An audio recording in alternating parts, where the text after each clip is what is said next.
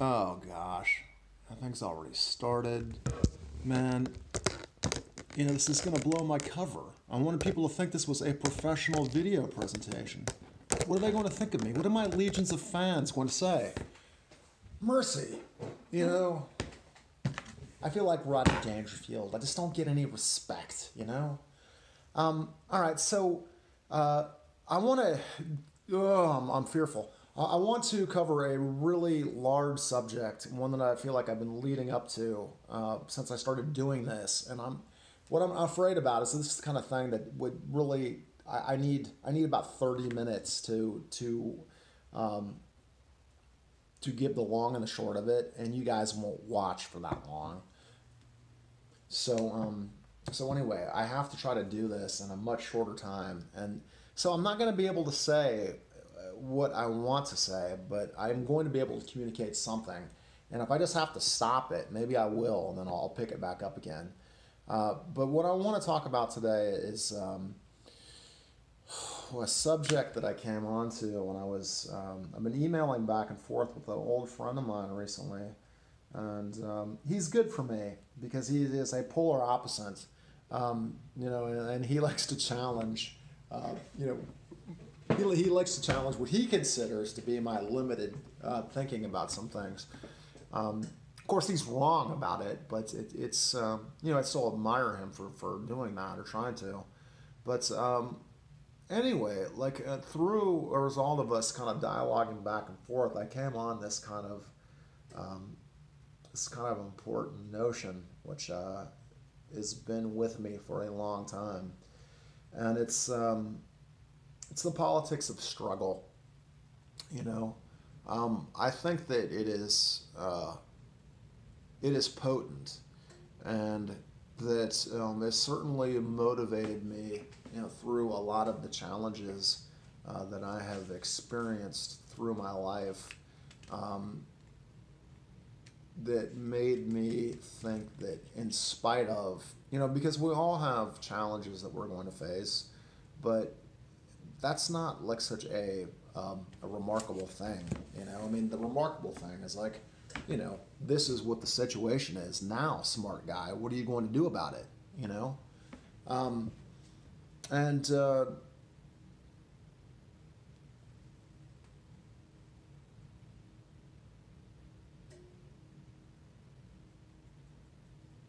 that question gets answered or not in a man's life, I would say. Um, you know, the way that it gets answered is by all means necessary. You know, whatever I'm going to have to do. Like, let me give you just a for instance what I'm talking about. And this one is superficial, but it's all I can think about. So took a trip back in the spring. Oh yeah, it was like it could have been a very cool camping trip. It was kind of a crappy little camping trip, outside of San Diego.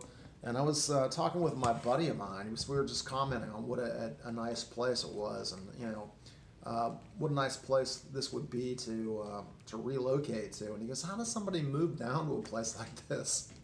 And I said, "Well, you basically, you drive into town, and you open your mouth, you start talking to people, and you elbow your way in, and you say, 'Hey, this is it. I ain't leaving,' and that's how you stay. Um, that's what it takes, kind of, whether you're looking to move into a better house, or if you're looking to move into a better life. Uh, you have to have a certain audacity, um, that no is not a good enough answer, and that, you know, one way or the other, you are going to get over that hurdle. But anyway, in a important uh, scenario, in a life scenario, is realizing like what is real and what is false. You know, a lot of our political leaders are people that, they have a great lives out in the suburbs, and you know, um, they've got nice manicured lawns, and their 401k accounts are maxed out, and they've got a low interest rate on their mortgage, and why in the hell should they run for Congress? You know what those people do when they accomplish? Staying there and getting reelected. And then there are people like, this young woman,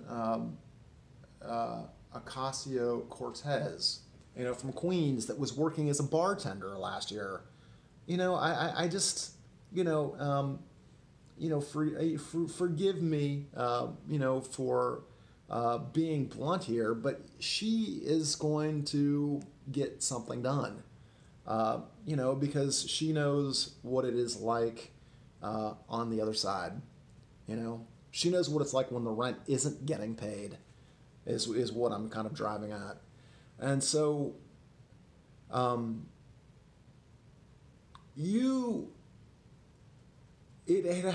like the politics of struggle is something that will move mountains, because it's about people at the end of the day. It's about the better lives of a pursuit of a better life for a person, for a just cause. And once you have found that, it will carry you through a lifetime. It will make you do things you don't want to do. It will make you jump into the fray. And get your hands dirty. So that means having a long memory in some ways,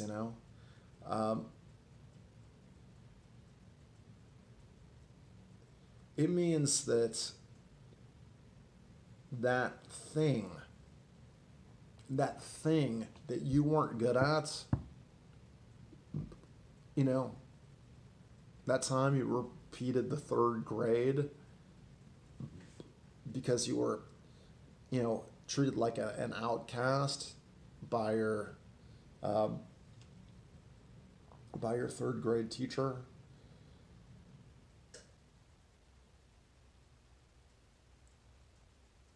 The time when you were young and you were struggling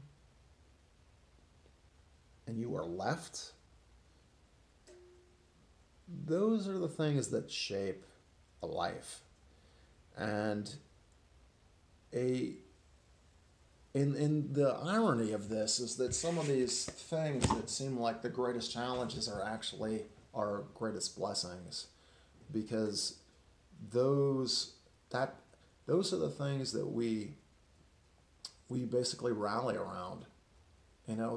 It builds this spirit of compassion, which means that when you read an article in the New York Times about a woman that works in a faceless warehouse in Memphis, Tennessee, where warehouse jobs are about the only thing that are available, that takes the job because she wants to help out her family, because she already has a couple of kids, and she gets pregnant and then miscarries because she's working in an environment where she's in 12-hour plus shifts without any clocks or watches or cell phones or ability to contact anybody outside of the warehouse, for months on end,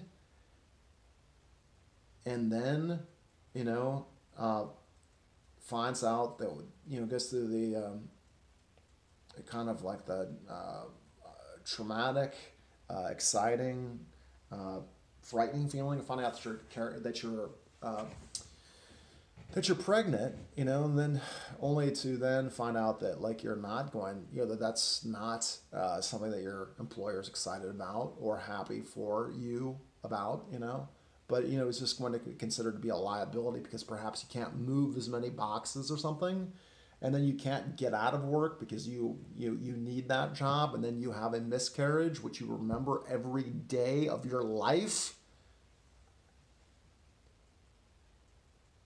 That is the kind of thing which goes deep, you know? And then that you have to relay that story and watch other people go through the same feelings of shame, you know? The politics of struggle means that when you know about that story, that you do something about it. That you make it your business to go in there and shut that motherfucking place down. And hey, let's call it out for what it is. So anyway, guys, you can find the story in the New York Times, and you know, I'm sure there are, and this is just one warehouse in Memphis, but you know, this is where people are going to work these days. You know, I mean, this lady took the job there because it was the only game in town.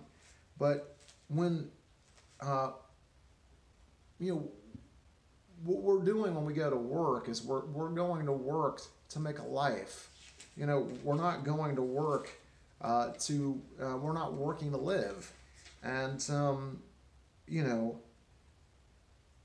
people are not freight. They're just not additional boxes. And when they're treated that way, something should be done about it. And all I can say is that for this woman, I want to tell you what her names are. You have my great appreciation for your courage to take your story public.